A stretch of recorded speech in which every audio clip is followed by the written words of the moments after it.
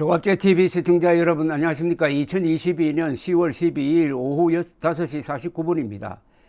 경제사회노동위원회를 대상으로 한 국회 환경노동위원회 오늘 국정감사에서 김문수 경사노위위원장과 윤건영 더불어민주당 의원 등 야당이 정면 충돌했습니다. 환노위 오전 감사에서 야당은 지난해 김문수 위원장이 윤건영 의원을 향해 했던 종북 본성을 드러내고 있다. 주사파 운동권 출신이다. 반일 민족 수령님께 충성하고 있다는 식의 발언을 한 걸 문제를 삼았습니다. 김문수 위원장은 전용기 민주당 의원이 해당 발언에 대한 근거를 물을 때만 해도 제가 윤 의원에 대해 여러 가지 도를 넘은 표현이 있었다면서 널리 이해를 해달라며 구체적인 답변을 피했습니다. 그러나 당사자인 윤건영 의원이 생각이 변함이 없나라고 직접 묻자 김문수 위원장은 맥락을 봐야겠다고 답을 했습니다. 이어서 그런 점도 있는 측면이 있다고 생각한다. 문제가 있는 점이 많이 있다고 덧붙였습니다. 이에 야당 의원들은 무슨 소리 하는 거냐, 취소하라고 소리치는 등 강하게 반발했다고 합니다. 여당 의원들은 김 위원장의 발언을 막지 말라고 맞받았다고 합니다. 진성준 민주당 의원은 모욕감을 느꼈다며 김 위원장에 대한 고발 조치를 요구하기도 했습니다. 윤건영 의원은 대놓고 간첩이라고 하는데 질의가 목구멍에서 넘어오나 변호 방어해 줄 일이 아니다. 인격 모독에 대한 사과가 없으면 더 이상의 질의가 무의미하다며 국감 중단을 요청을 했습니다. 민주당 소속인 전해철 환노위 위원장은 그런 측면이 있다는 발언은 국회 정언 감정 등에 관한 법률에 따라 국회를 모욕하는 것으로 판단한다며 여야 간사 간 조치를 협의해달라고 요청한 뒤 감사 중지를 선언했습니다. 여야 간사인 이미자 국민의힘 의원과 김영진 민주당 의원은 협의 끝에 김 위원장이 사과하는 대신에 위원회 차원의 고발 의결을 하지 않는 것으로 합의를 했다고 합니다. 논란이 커지자 김 위원장은 오후에 재개된 국감에서는 윤 의원이 느끼셨을 모욕감에 대해 다시 한번 정중히 사과한다. 경사노위 위원장으로서 제 은행을 보다 신중하고 사리 깊게 할 것을 약속한다고 밝혔습니다. 이거는 김 위원장이 사과를 하는 것과 무관하게 제대로 한번 따져봐야 될 이야기입니다. 제대로 따져봐야 될 이야기인데 저는 윤건영 의원이 무슨 왜 화부터 냈는지 모르겠습니다. 주사파가 아니다 하고 설명을 하면 될 것 아닙니까? 그러면서 그 증거를 대면 될 것 아닙니까? 나는 주사파 아니다. 난 북한 정권을 싫어한다. 특히 인권 탄압 싫어한다. 3대 세습 싫어한다.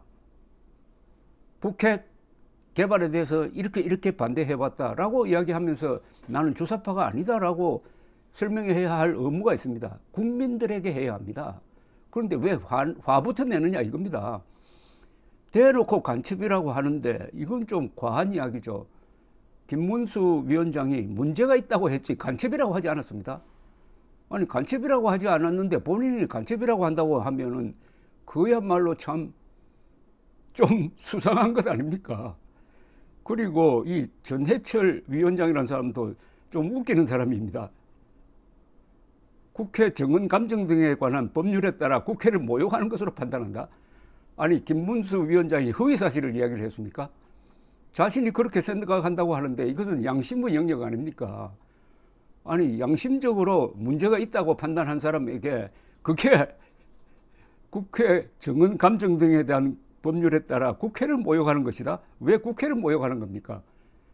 아니 국회의원들은 국회에서 무슨 말을 해도 그게 형사처벌 대상이 되지 않는데 그럼 정인으로 나온 사람이 나는 문제가 있다고 생각한다. 사상에 문제가 있다고 생각한다. 라고 하는 게 이게 범법행위라고 하니까 참 기가 막힙니다. 기가 막혀요. 그러면 왜 김문수 위원장이 그런 말을 했을까 하고 저 나무위키에 잘 정리된 이 윤건영 의원의 사정에 대해서 한번 제가 알아보았습니다. 자, 우선 이 사람이 1969년 9월 26일 부산에서 났답니다. 91년에 국민대학교 총학생회장을 지내다가 국보법, 집시법 위반 등으로 전과자가 되기도 했다고 했습니다. 자, 91년이면은 이제 민주화가 된 시기입니다. 91년의 정부는 노태우 정부입니다. 국민들이 뽑은 합헌적 정부입니다. 이 정부에 반대해가지고 뭐 폭력 시위를 했는지 뭔지 이걸로 가지고는 확실히 않지만은 일단 국가보안법의 취지가 반국가적 행위를 처벌하는 거니까 말하자면 합헌적으로 선출된 노태우 정부를 불법적으로 공격한 것으로 보입니다. 좀 이상하죠? 87년 이전이면은 그건 뭐 이해해 줄 수 있는 부분이 있습니다. 바로 김문수 씨가 87년 이전에 극렬한 좌익운동 한 사람 아닙니까? 김문수 씨의 오늘 발언이 다른 사람의 이야기와 무게가 다른 이유가 있습니다. 좌익운동을 열심히 해가지고 좌익 정당 민중당도 만들려고 했고 해가지고 그쪽 동네에 대해서 샅샅이 바닥까지 잘 아는 사람이 윤건영 씨는 문제가 있다 라고 이야기했다면 거기에는 그만한 사실적인 근거가 있다고 봐야 되는 것 아니겠습니까? 자, 그 다음에 이 사람의 발언을 한번 나무위키에서 정리한 걸 소개해 드리겠습니다. 2022년 6월 16일 포스트 코로나와 대한민국 풀 체인지 토론회에서 탈북민들에 대해서 이런 이야기를 한 걸로 나와 있습니다. 그 나라가 싫어서 나온 사람들이라. 아니, 북한이 나라입니까? 여기서부터 수상합니다. 북한은 국가가 아닙니다. 북한은 반국가 단체, 그리고 대한민국 영토입니다. 그 나라라고 하면 되죠. 그 체제가 싫어서 이렇게 해야 되죠. 나라가 싫어서 나온 사람, 여기 헌법 제3조 위반입니다. 라고 하면서 북한 입장에서 역지사지로 생각해보자는 취지로 발언하여 논란을 일으켰다. 또 지난 국회의원 총선거에서는 이런 발언을 했답니다. 총선거에서 민주당에 주신 180석은 새로운 길이 열릴지도 모른다는 기대감을 품게 했지만 같은 선거 결과로 당선된 탈북자 출신 국회의원의 탄생도 북한 입장에서는 큰 메시지였을 것이다. 아니, 탈북자 출신 의원이 두 사람인데 태영호, 이 사람은 강남에서 투표를 뽑혔어요. 지성호 씨는 저 비례대표입니다. 그러니까 두 사람을 국회의원으로 뽑아가지고 북한을 자극했다. 뽑지 않는 게 더 나았다는 의미로 해석될 수 있다라고 나무위키가 딱 정리를 해놨습니다. 이걸 보면은 김문수 위원장이 윤건영 좀 이상하다, 사상적으로 좀 이상하다라고 말하는 게 틀린 이야기입니까? 아니, 국회의원을, 태영호 국회의원을 강남 사람이 뽑았는데 이게 왜 북한 눈치를 봐야 되느냐 이겁니다. 그러니까 김문수 위원장의 말이 수긍이 가고 그 뭐 사과할 필요가 없는데 왜 사과했는지 하는 생각까지 듭니다. 또 있습니다. 또 뭐